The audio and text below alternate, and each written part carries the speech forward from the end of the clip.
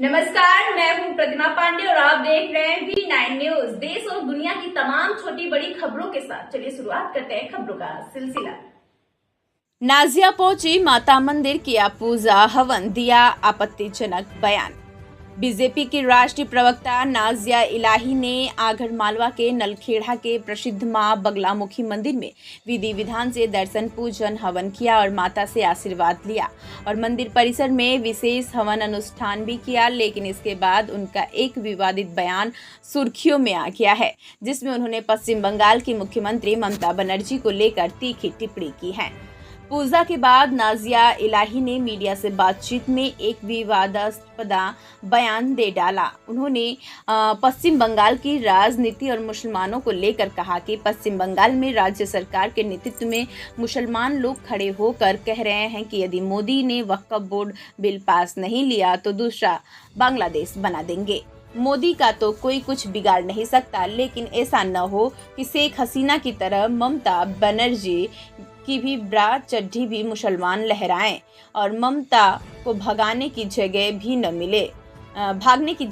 मिले, क्योंकि मुसलमान जब उनको भगाएगा तो 57 मुस्लिम देशों में तो जा नहीं सकती। नाजिया ने असदुद्दीन ओवैसी को टोपीबाज बताया तो मुसलमानों को भी लफंगा उठाई गिरा तक कह डाला।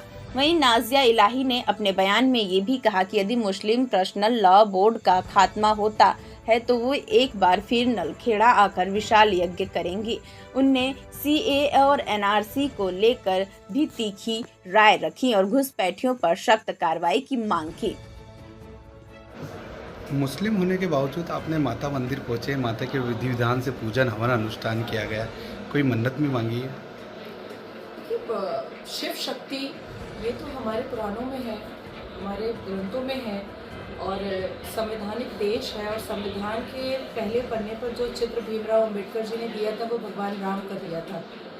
तो जो देश है शिव शक्ति के नाम से जाना जाता है, जिस देश में माता लक्ष्मी की पूजा होती है, दुर्गा माँ की पूजा होती है, काली माँ की पूजा होती है, सरस्वती माँ की पूजा होती है, बस यूँ समझ ले आकाश और ज़मीन सब देवियों के चरणों पर रख दिया गया है।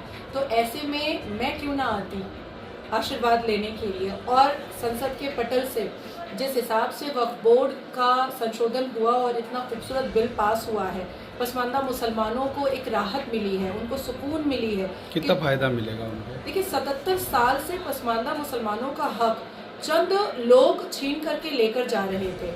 आज सुबह की न्यूज़ है कि वक्फ बोर्ड की संपत्ति में से जो 9 लाख एकड़ की संपत्ति थी उसमें से सिर्फ 1088 प्रॉपर्टी का डॉक्यूमेंट जो है वो वक्फ बोर्ड दे पाया है। सोचिए कहाँ 9 लाख एकड़ और कहाँ 1088 सिर्फ।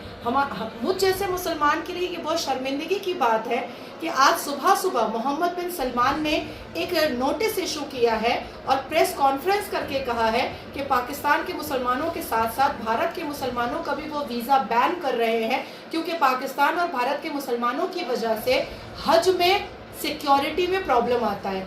तो कहीं हम पाकिस्तान पे कभी हंसा करते थे, आज मुसलमान होने पर शर्मिंदगी महसूस हो रही है कि मोहम्मद बिन सलमान को हमारे लौंडे और लफंदर मुसलमान, आवारा लुच्चे लफंगे बेहूदे मुसलमानों की वजह से आज हमारा वीज़ा बैन हो चुका है। हम हज पे नहीं जा सकते पाकिस्तानियों की तरह। मुझे लगता है कि जिस हिसाब से आगा खानी मुसलमान, बोरी मुसलमान, अहमदिया मुसलमान, बरेलवी मुसलमान, वहाबी मुसलमानों का हक छीन करके असदुद्दीन अवैसी जैसे टोपीबाज नेता अपने पॉकेट में रख रहे थे वक्फ बोर्ड की प्रॉपर्टी और अकेले मलाई चाट रहे थे, अब जो है हिजाब खुल गया है और 22 करोड़ के मुसलमानों में से जो लगभग सिर्फ 1 लाख मुसलमान वक्फ बोर्ड की सुविधाएं प्राप्त कर रहे थे, अब 22 करोड़ को पूरी सुविधा प्राप्त होगी। साथ ही साथ मैंने संकल्प लिया है यहाँ पर कि जैसे ही all India Muslim personal law board का खात्मा होगा, मैं दोबारा फिर आऊंगी, यज्ञ करूंगी और उस वक्त मैं बड़ी यज्ञ करूंगी। साथ साथ एक और मन्नत मांगी है मैंने कि जिस तरीके से CAA पर बहुत सारे हिंदू नागरिक को जो विदेश में अत्याचारित हो रहे थे उनको यहाँ की नागरिकता मिली, वो सुकून से रह पा रहे हैं, उसी तरीके से 22 करोड़ के मुसलमानों में से कितने मुसलमान घुसपैठियाँ हैं तुरंत उनका कॉलर पकड़ करके खींच करके देश से बाहर निकाला जाए, क्योंकि जिस तरीके से चिट्ठे मिट्ठे खुले हैं कि कहीं 9 लाख की एकड़ में से सिर्फ 1088 प्रॉपर्टी का डॉक्यूमेंट दिखाया गया है। कहीं ऐसा ना हो कि 22 करोड़ के मुसलमानों में सिर्फ 2 करोड़ मुसलमान ही भारत का हो और बाकी सब घुसपैठिया हो। तो पश्चिम बंगाल, क्योंकि सबको पता है कि घुसपैठिया वहाँ पर बहुत है, बांग्लादेशी है, रोहिंग्या है, अफगानी है, पाकिस्तानी है। पश्चिम बंगाल के जो मुसलमान लौंडे होते हैं, आवारे लुच्चल जो मुसलमान लड़के होते हैं, वो पाकिस्तान की लड़कियों से शादी कर लेते हैं और उसको यहाँ बुला लेते हैं। तो क्या पता कि वो स्लीपर सेल हो, क्या पता वो हाफिज सईद की कोई हनी ट्रैप का मकसद हो। तो ऐसी दुविधाओं के वक्त पर मुझे लगता है कि भारत की सरकार को एनआरसी तुरंत इम्प्लीमेंट करना चाहिए और 4 राज्यों के इलेक्शन से पहले करना चाहिए, क्योंकि विधानसभा इलेक्शन एक राज्य के लिए बहुत महत्वपूर्ण होता है। ममता और बंगाल राजनीति पर वक्फ कानून का कितना असर आप देखते हैं? जी, ममता और बंगाल राजनीति पर इसका वक्फ कानून का कितना असर आप देख रहे हैं? नहीं, असर तो दिखा ना। पिकनिक गार्डन में पार्क सर्कस मैदान में सोचिए आपके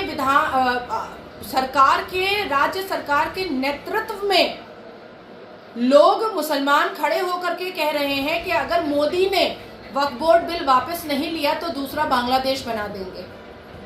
मोदी का तो कोई कुछ मुसलमान बिगाड़ नहीं सकता है, लेकिन कहीं ऐसा ना हो कि शेख हसीना की तरह ममता बनर्जी की बड़ा चड्डी भी मुसलमान लहराए और जनता देखती रह जाए और ममता को भागने की जगह भी नहीं मिलेगी। क्योंकि जब मुसलमान यहाँ से भगाएगा उसको, तो वो 57 मुस्लिम मुल्क में तो जा नहीं सकती। और भगवान राम के भक्तों को जितना वो दंगाबाज कह चुकी है, भारत देश तो और उसको बर्दाश्त करेगा नहीं। अब जिस तरीके से वो यूएस में जाकर के ब्रिटिश की तारीफ करके आई है और भारत की बुराई करके आई है, और डोनाल्ड ट्रंप की दोस्ती हमारे आदरणीय प्रधानमंत्री के साथ जैसी है, उस हिसाब से भी ऑक्सफोर्ड यूनिवर्सिटी में जो वो भगदड़ मचा करके आई हैं, तो मुझे लगता है कि क्रिश्चियन देश भी उनको नहीं रखेगा।